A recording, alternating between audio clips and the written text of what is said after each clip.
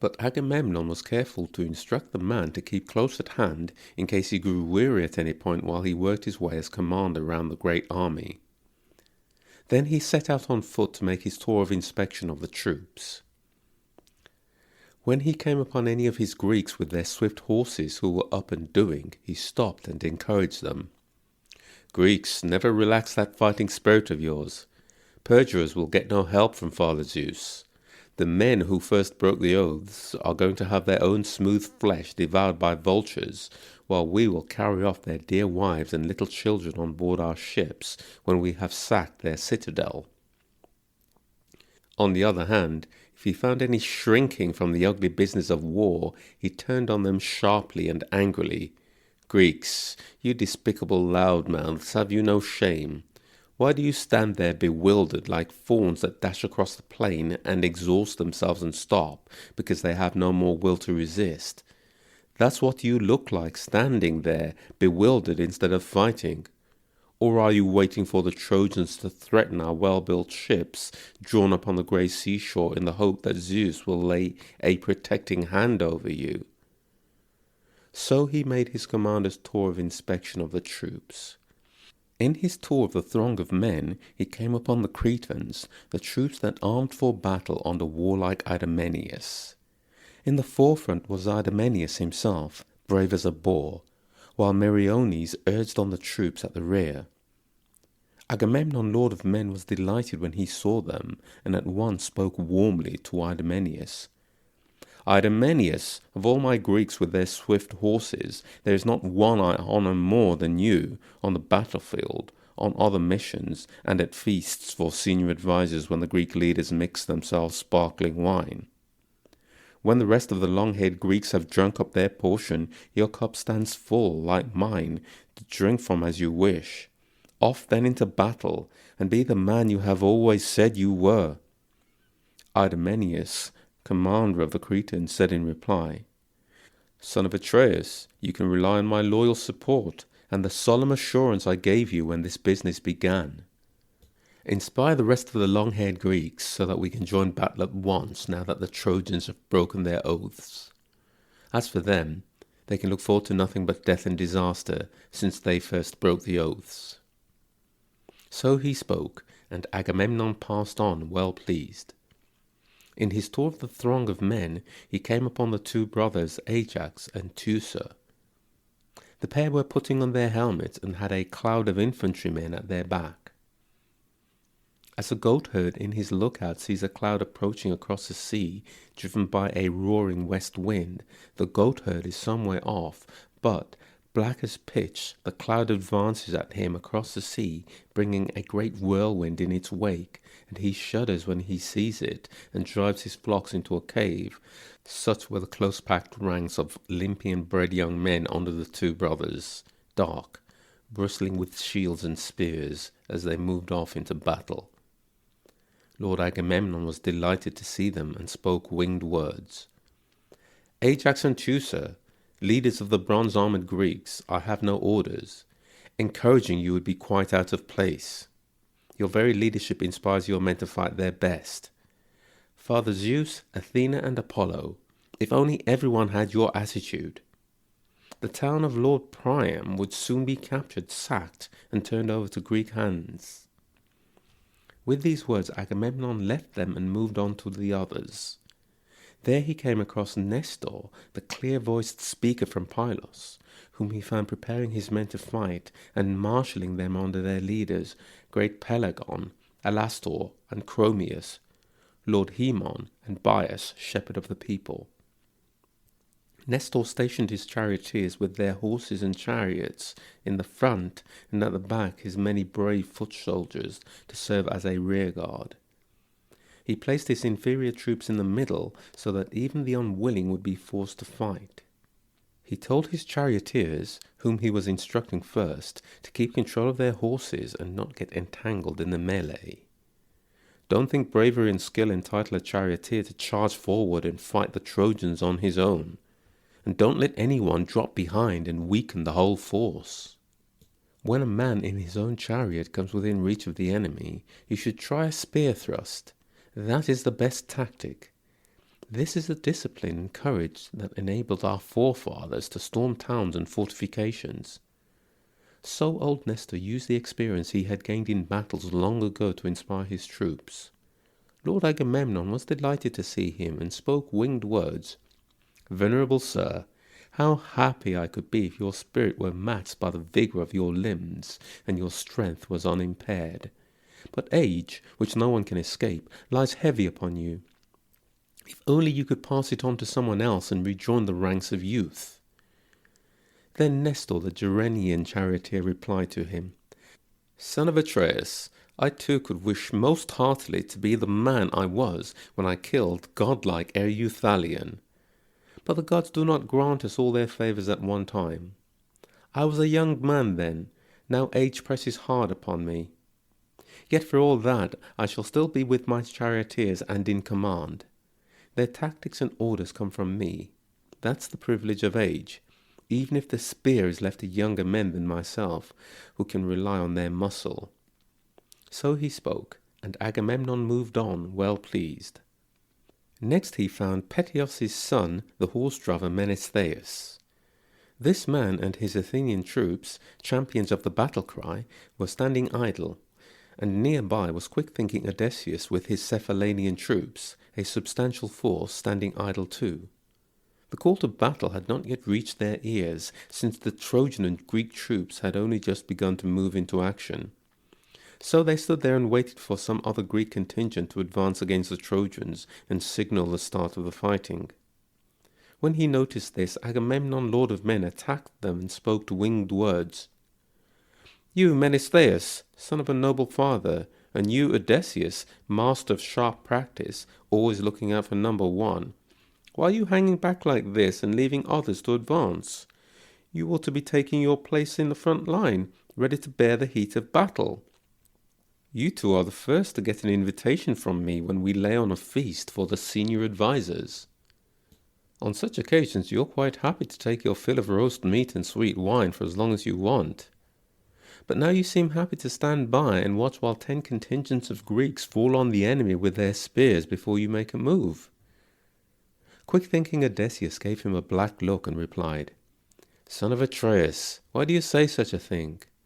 How can you maintain that when we Greeks unleash the dogs of war against the horse-taming Trojans, we shirk the fighting?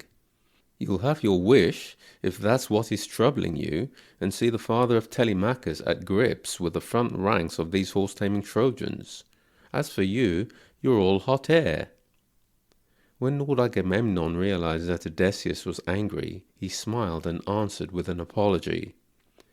"Olympian-born son of Laertes, resourceful Odysseus, I am not really attacking you, and I have no more orders to give. I know, in your heart of hearts, you are well disposed to me. In fact, we see eye to eye. On then.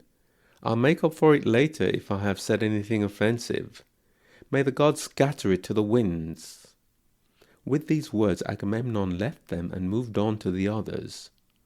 He found Tydeus' son, great-hearted Diomedes, stationary there among the horses and finely built chariots. Sthenelus, son of Capaneus, stood close at hand. Seeing him, Agamemnon, lord of men, attacked him and spoke winged words. "Diomedes, son of that dauntless charioteer Tydeus, what can I say? Why are you hanging back like this, just eyeing the lines of battle? It was not your father Tydeus' habit to hang back, but to come to grips with the enemy way out in front of his men. That is what people say who saw the man at work. They say he was the best of them all. I myself never met or saw him, though he did come to Mycenae once, not to fight, but on a personal mission with godlike Polynices in search of reinforcements. It was the time they were attacking the sacred walls of Thebes to drive out Eteocles. They entreated our people to provide adequate support, and our people were sympathetic and promised all they asked for. But Zeus made us change our minds with some unfavourable omens. So Tydeus and his men left Mycenae. When they had gone some way along the road and reached the meadows and reedy banks of the river Sopus near Thebes, the Greeks sent Tydeus with a message into the town. He entered and found a large group of Thebans, the people of Cadmus, feasting in the palace of their leader, mighty Eteocles. But even as a visitor alone among a crowd of Thebans, Tydeus showed no fear. He challenged them to athletic contests and won easily in every case, since he had Athena to help him. This infuriated the horse-racing Thebans, and, when Tydeus left, they gathered and laid an ambush in his path, 50 men with 2 leaders, Meon, a man like the gods, and resolute Polyphontes. But Tydeus dealt with them and brought them to a nasty end. He killed the whole party except the one he sent back to Thebes, acknowledging signs from the gods. He let Meon go. That was Tydeus from Aetolia. You are his son, but you do not fight as he did, though you may be better when it comes to talking. So he spoke, and mighty Diomedes made no reply. He dutifully accepted the rebuke from the leader he respected. But Sthenelus, son of illustrious Scapanius, replied, "Son of Atreus, you know the facts. Don't lie about them. I say we are far better men than our fathers. We did succeed in capturing 7-gated Thebes. With a weaker force, we stormed more powerful defenses than they ever faced, because we trusted in Zeus's help and the signs the gods sent us. But our fathers were destroyed through their own recklessness. So don't talk to me about our fathers in the same breath as us." Mighty Diomedes gave Sthenelus a black look and said, "Be quiet, man, and listen to me. I am not going to quarrel with Agamemnon, shepherd of the people, for encouraging the Greeks to fight. It is he who will get the credit if the Greeks beat the Trojans and capture sacred Ilium. But at the same time, if the Greeks are defeated, he will also get the grief. Come, time for the 2 of us to call up that fighting spirit of ours." He spoke and, fully armed, leapt from his chariot to the ground. As he charged into action, the bronze rang terrifyingly on his chest. The bravest heart might well have quailed. As the waves of the ocean under a westerly gale race one after the other onto a booming beach, far out at sea, the white horses rise, then break and crash thunderously on the shore, and arching up, climb headlands and send the salt spray flying. So, one after the other, the Greek contingents moved relentlessly into battle. Each leader was issuing orders to his own command, but the men advanced in silence. You would not think so large an army was on the march or had a voice, so silent were they, in fear of their commanders. Their ornate armour glittered as they advanced, rank on rank. As for the Trojans, like sheep that stand in their thousands in a rich man's yard, yielding their white milk and bleating incessantly because they hear their lambs, so a hubbub went up through the great army.